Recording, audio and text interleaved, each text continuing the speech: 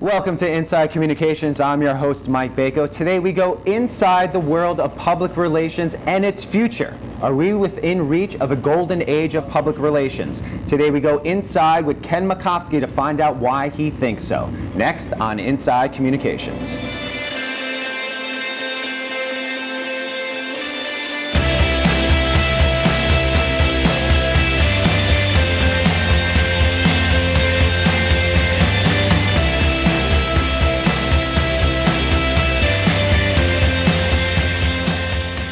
Welcome to Inside Communications. Ken, thanks for joining us today. Oh, it's my pleasure. So, we're within reach of the golden age of public relations. How close are we? We've seen so many changes over the last decade or so, everything from practices to social media to ways that public relations executives interact. But how close are we to this golden age? I think the golden age is just at hand if we can meet some of the challenges that are facing the field today.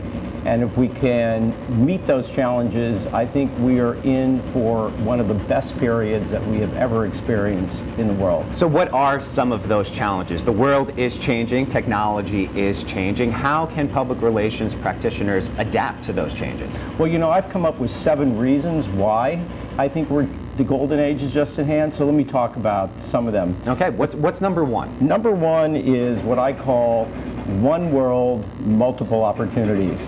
You know that global village that Marshall McLuhan talked about in the 60s? If you weren't here then you've read about it.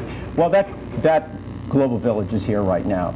There is no local story anymore. There is no national story anymore. There is a global story, and therefore that multiplies the opportunities for everybody. Does that also multiply the opportunities to fall into certain PR traps? You mentioned that the world is global with Facebook, with Twitter, with YouTube.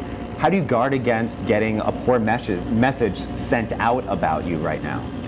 Well, look, I think that there's no question that and I kind of touch on these in my reasons, but I'll hop into that one first, is that public relations is a very low-cost tool for a corporation to have at hand from an insurance standpoint, because we know that today one press of a button by one person who says something that's highly provocative can create a viral effect that affects millions.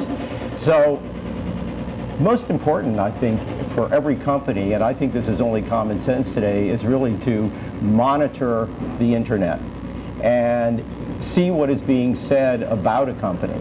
And then once you have that information, you can make judgments on whether or not you want to respond to it.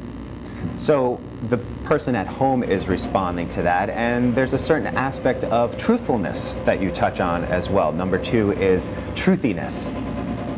Yes, well, let me talk about that for a minute, because Stephen Colbert, the talk show host, created this term truthiness.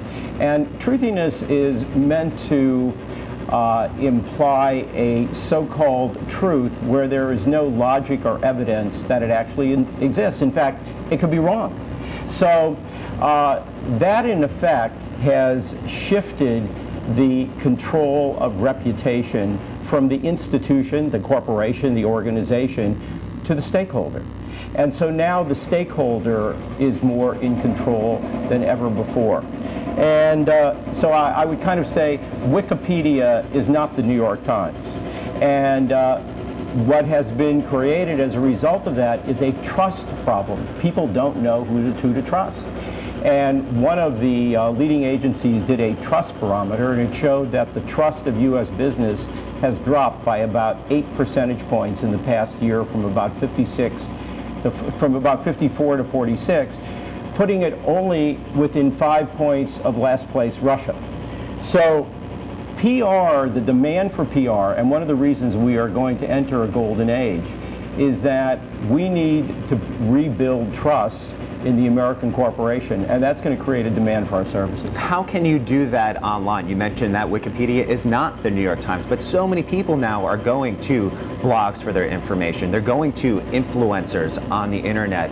If they're interested in a certain subject, they might not be going to the New York Times technology section. They may be going to a specific blogger if they want to see the new review for the new iPhone. So how do you guard against, or can you guard against, all the different areas where people are getting their information from?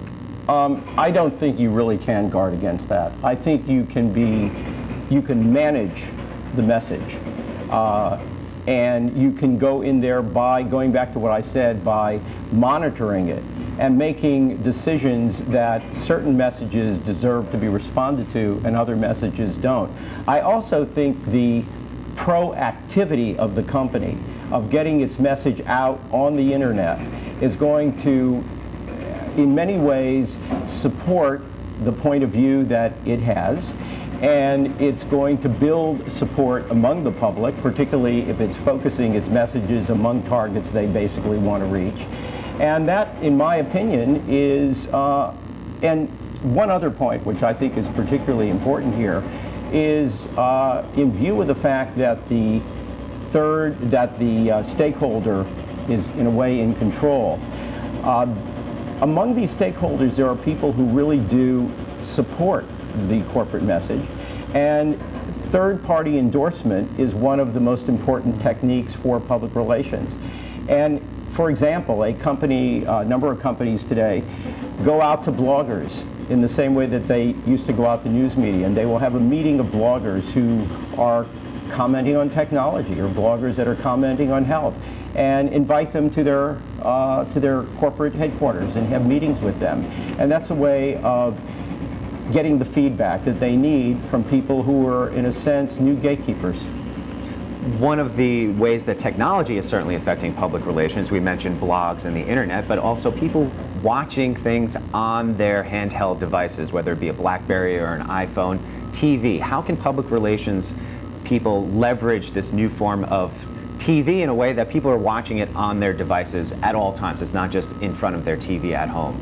Well, you know, you hit upon a very important point in terms of how public relations is going to grow. When we go back to that golden age point, there was a professor at the Annenberg School of Communications in California, and he heads up the Center for the Digital Future.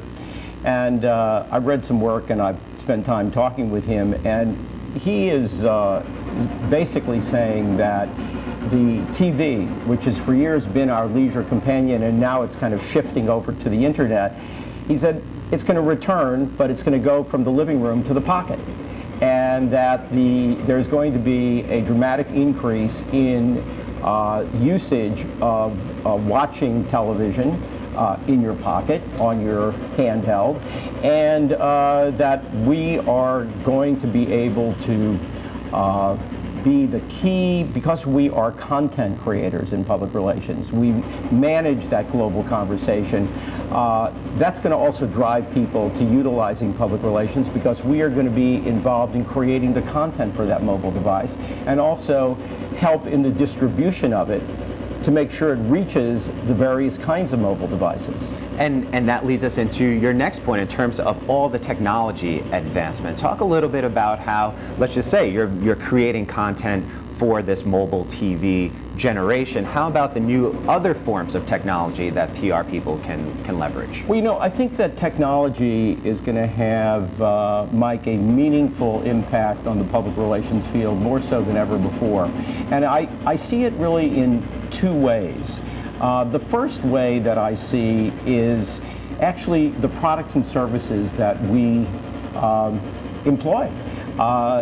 For example, what I mean by that is, in view of the growth of social networks and social media in general, we are going to, and already are needing, technology people to bring within our own firms that can help us engineer content and also engineer apps that relate to our client messages.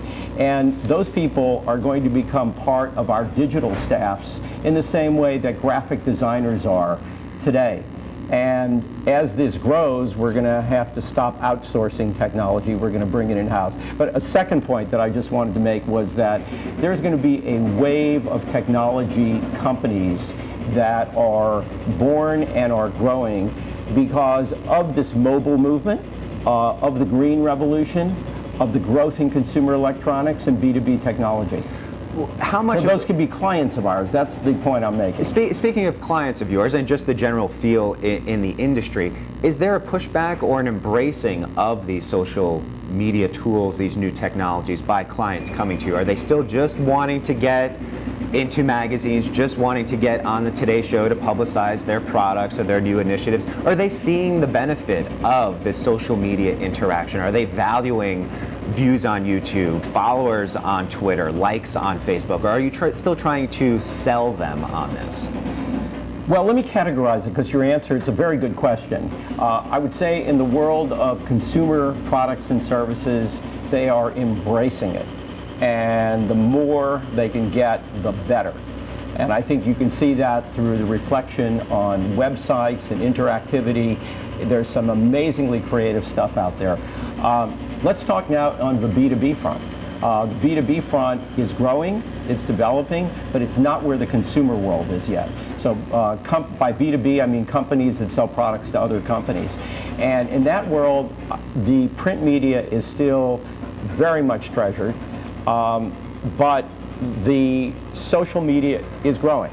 And you can take certain industries, for example, in the financial services world, there are compliance issues that relate to social media that come from some of the government, quasi-government organizations in terms of regulations. And we've also seen that with pharmaceuticals and the way that they interact as well. Yeah, with the health industry, you've got that with the FDA, who has still not come out with guidelines, and so there's a lot of confusion in that market. But one thing I do want to add with regard to your question, which is that I do think that all clients, there is a gradual perspective that they are now looking at the brand.